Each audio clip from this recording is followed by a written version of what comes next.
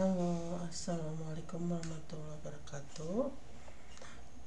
Today I want to share about chemistry and electrical engineering in K3 or OSH, or what we call occupational safety and healthy. My name is Marina Tiasa from Nusa Putra University Electrical Engineering 2024. Okay.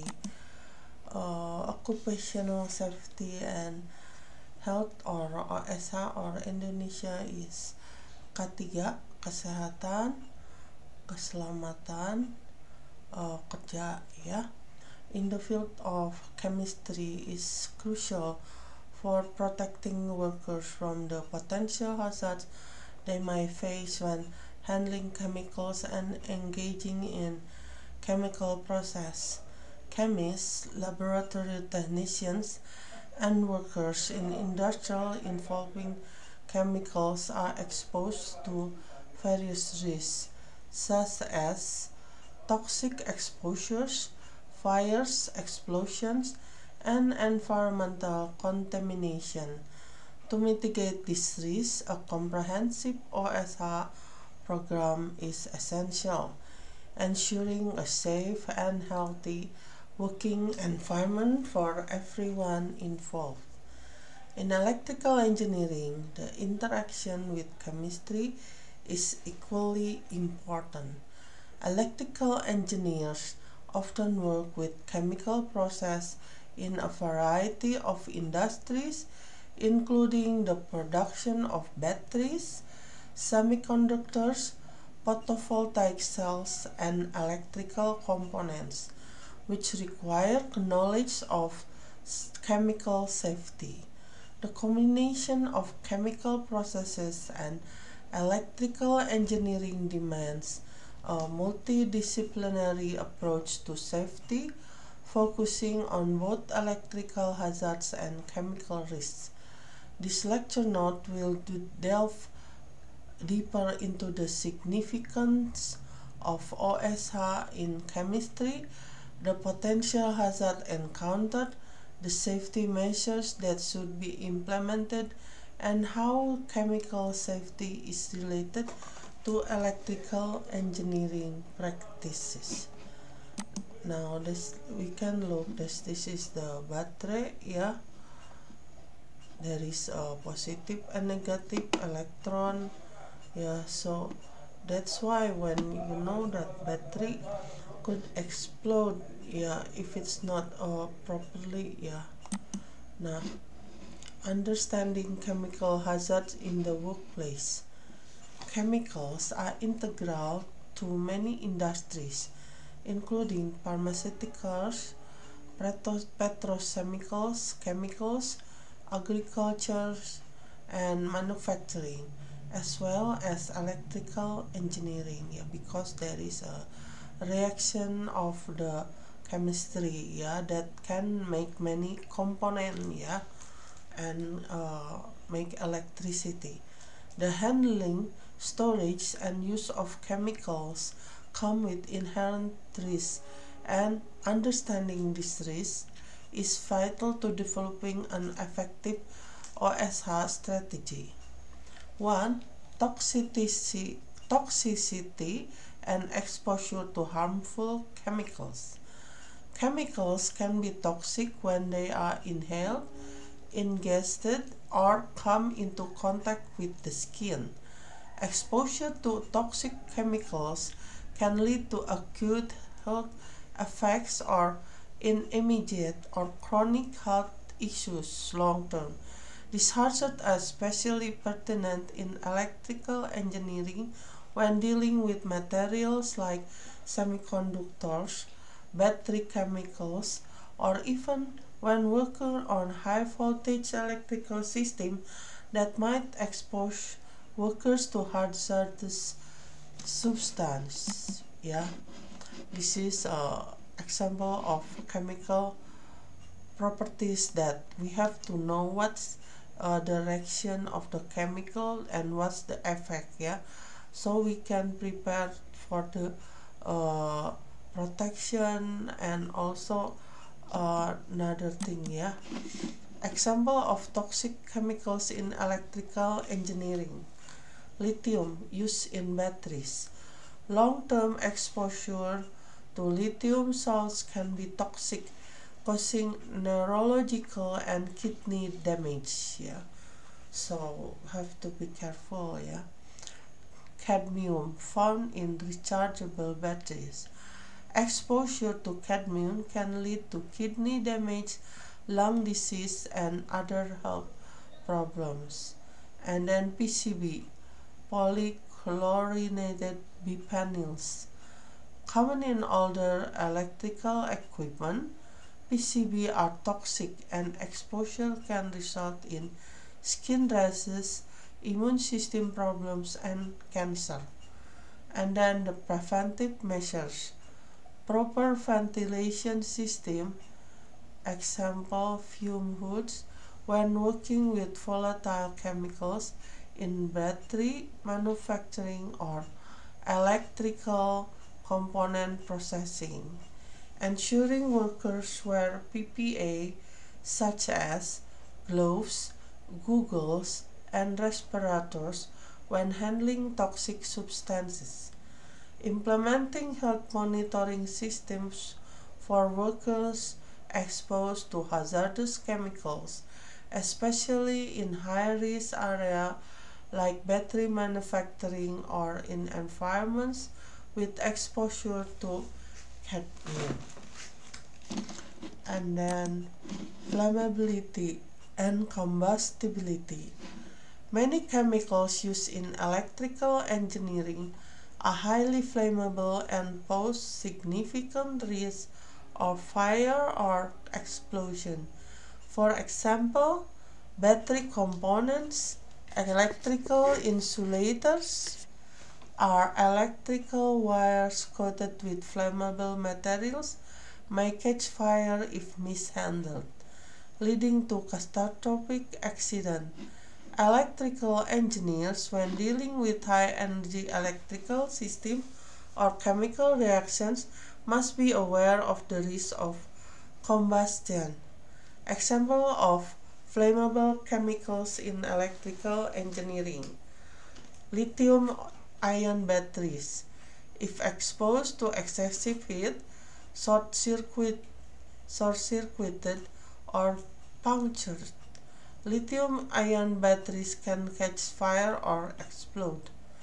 Flammable solvent, often used in cleaning and manufacturing of electrical components.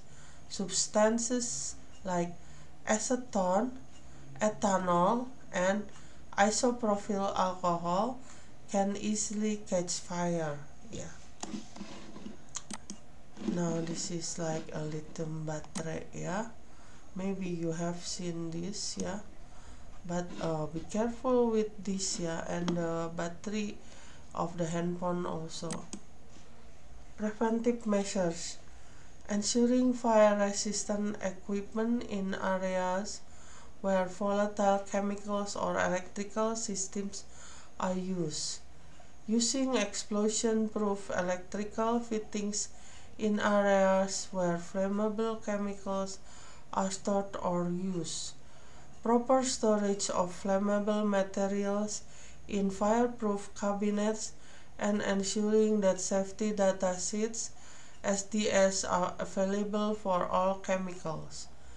And then corrosivity. Corrosive chemicals can cause severe damage to living tissues and equipment. In electrical engineering, chemicals such as sulfuric acid, hydrochloric acid, and other corrosive agents are often used for cleaning, etching circuits, or in the processing of semiconductors and printed circuit board or PCB. Corrosive chemicals can damage the skin, eyes, and other body parts, but they can also degrade electrical equipment. Example of corrosive chemicals in electrical engineering: sulfuric acid. used in the production of batteries. Example, lead acid battery, and for cleaning electrical components. And then hydrochloric acid, employed in circuit board manufacturing and cleaning process. Yeah. Now this is the highly corrosive chemicals. Yeah, risk of severe eye and skin injuries. Avoid contact wear, eyes and body protection. Yeah, so it's very dangerous. Yeah. And then preventive measures, using corrosion resistant equipment for handling chemical and ensuring protective coatings are used in electrical components. Wearing protective gloves, lab coat, face shield, and using eye wash stations to prevent direct contact with corrosive substances. Ensuring proper labeling and storage in ventilated acid-resistant area to prevent accident spills or exposure. Yeah. And then environmental impact. Yeah. Improper handling of chemicals in both chemistry and electrical engineering can lead to severe environmental damage. Chemical spills, leaks, or improper disposal of materials can pollute soil, water, and air. In electrical engineering, environmental risks are also included the disposal of electrical waste such as batteries, capacitors, and electronic waste, which contains toxic materials. Yeah, so be careful if you have electrical waste. You have you have to to to prepare to trash in the different place. Yeah, don't waste it in the general place. Yeah. Example of environmental hazards: PCB contamination. The release of PCBs or from old electrical equipment can contaminate water sources, harming aquatic life. Yeah, because this is not good. Yeah, so don't throw it in the water. Yeah. Battery waste. Improper disposal of batteries, especially lithium or lead acid batteries, can lead to soil and water contamination with heavy metals like lead, cadmium, and mercury. Yeah. And then chemical leaks. In manufacturing process, chemical like sulfuric acid or hydrochloric acid may leak into the environment, causing serious ecological damage. And then preventive measures. Yeah. Recycling programs for batteries, electrical components, and other toxic materials, ensuring they are disposed or safely. Yeah. And then ensuring that workers use containment and neutralizing system for hazardous materials. Using spill containment system for chemicals and ensuring proper waste disposal to minimize environment contamination. Yeah. And then safety measures, best practices in chemistry and electrical engineering. 1. Personal protective equipment or PPE. PPE is one of the most important tools in protecting workers from chemical hazards. The type of PPE required depends on the nature of the chemicals, electrical system, and the task being performed. Example of PPE for electrical engineering: arc flash suit for protection against electric arc that can occur when working with high voltage equipment. Yeah. And then rubber gloves and insulating boots to protect against electric shock when working with live circuits, and then face shield to protect workers from chemical splashes in electrical component cleaning or soldering process. Working environment is crucial in both the field of chemistry and electrical engineering. Both disciplines require the use of chemicals and hazardous materials in the processes, and safety must be integrated into every stage of operation. Now look, this is the proper gear for the lab, yeah. Now this is basic lab gear, yeah, safety goggles, hair in ponytail, and then gloves, yeah, long sleeve, yeah, and then long pants, and then enclosed shoes, yeah.